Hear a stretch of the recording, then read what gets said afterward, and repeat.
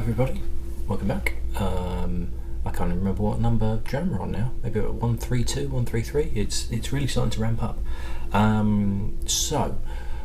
are we looking at? 3 drams ago, I think we did the Copper Pony Rye, which was from the Terresentia company, who did the Terra Pure process, whereby they use a oxidation technique and some kind of energy. I did write this down because it sounded utter nonsense. Ultrasonic energy, that was it. Ultrasonic energy and oxidation to speed up maturation process, and also to essentially turn what would be a bog standard whiskey of some form or another into a super premium by removing the congeners and also converting fatty acids to esters, which improve flavour and also reduce your hangover. It's all a bit of a mystery. It's very much splitting the industry into people that are embracing new technology and are interested to see what they can do and are actually surprised by how good the end result is. To be honest, the Copper Pony Rye was pretty decent. And between that camp and then the other camp, which is traditional, been doing the same thing for years, this is how whiskey should be made, this is how bourbon should be made, this is how rye whiskey should be made, we do it this way because it's the best way. So this one is another one that was sent to me by Total Wine & More, the excellent wines and spirits store in, the one I know because I've visited it a few times is the one in Orlando, Florida, but as far as I'm aware they're across the US.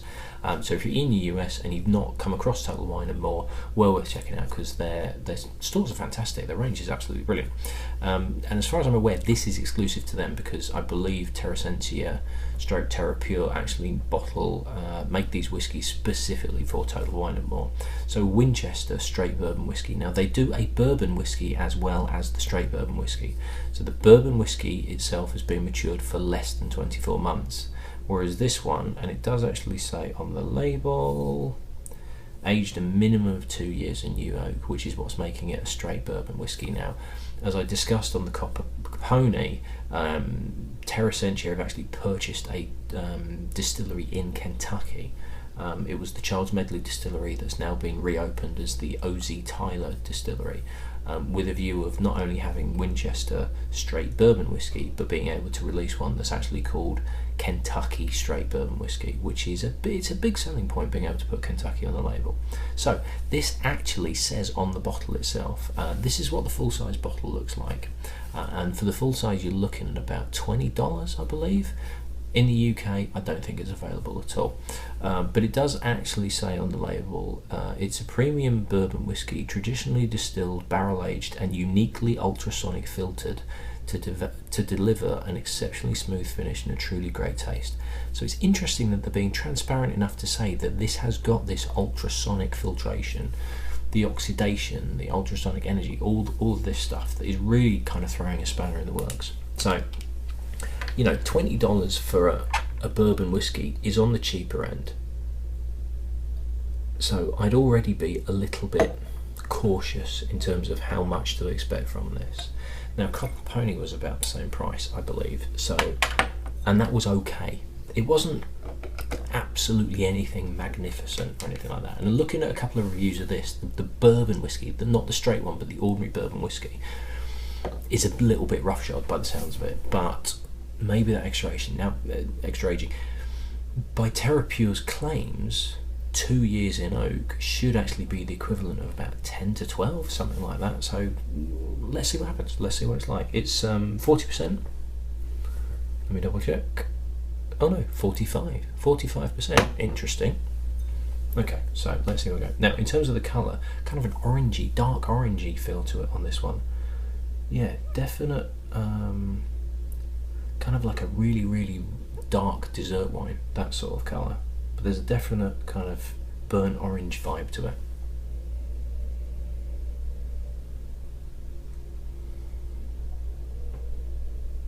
Now it's kind of dry on the nose, and it suggests to me that there's quite a high rye percentage. Again, I've no idea what the makeup is of this bourbon in terms of corn to rye to barley, but I wouldn't be surprised, particularly on the nose, if there's quite a high rye percentage.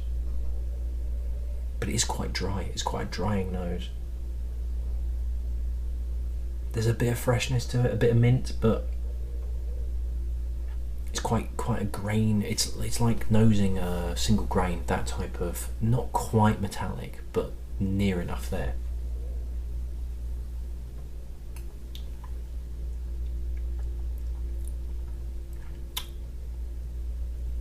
Nice mouthfeel to it, quite rich. Again, classic dark fruit Christmas cake, raisiny elements come through. Very smooth, not much kick to it for a 45%.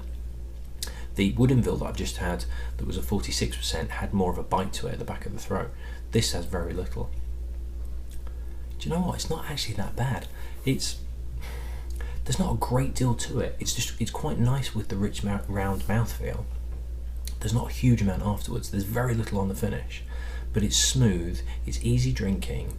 There is some nice fruity flavour to it. It's not too dry. It's not as dry on the nose. It's strange. The palate is a lot richer and smoother and fruitier than the nose would suggest.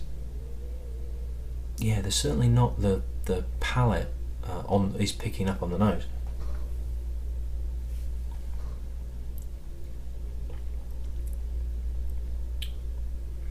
Nice bit of spice to it. A little bit of heat comes through on that second try, but it's pretty well balanced. It's a very smooth, very easy drinking whiskey. If you're looking at something like Four Roses Yellow Label, Jim Beam, this is nicer than Jack Daniels. It's on that line for $20 a bottle. To be honest, I can't really complain. I wouldn't say it's a 10 to 12-year-old or even an 8-year-old bourbon. It is a 2 to 3-year-old bourbon. But what there is actually pretty well balanced. There's not a huge amount to it, and you could argue it's quite thin. But if you were looking for just a cheap bottle of bourbon to have on your shelf, to give to people that are coming around to your house, that you don't really want to give them the good stuff, but you want to give them something that is at least okay to drink, or if you've come home after a hard day's work and you just want to have a bourbon that is just, I want to drink it but I don't really want to think about what I'm drinking, it's fine. There's nothing wrong with it whatsoever.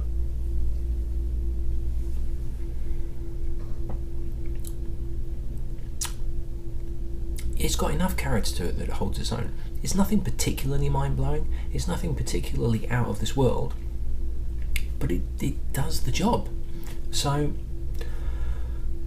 TerraPure, that's two I've had now that I've made from this TerraPure process. There is nothing to it that is making me think this is the future of bourbon or this is the future of whiskey. But in all honesty, I don't think it's doing anything wrong. Both of them weren't bad whiskies. They're not any worse than some bourbons that I've had. There are some better bourbons out there, but in all honesty, there are some worse bourbons and American whiskies out there than the ones that I've had. So for $20, I can't really fault that one. I can't highly praise it, but it does exactly what I would hope for from a $20 bottle of bourbon. So yeah, not too bad at all. No complaints at this end, to be perfectly honest. Right, I'm going to do one more, just because I want to try and get ahead of myself a little bit, and I've got a lot of stuff on over the next couple of days. So I'll do another quick rinse out, and I'll see you in the next one. Cheers.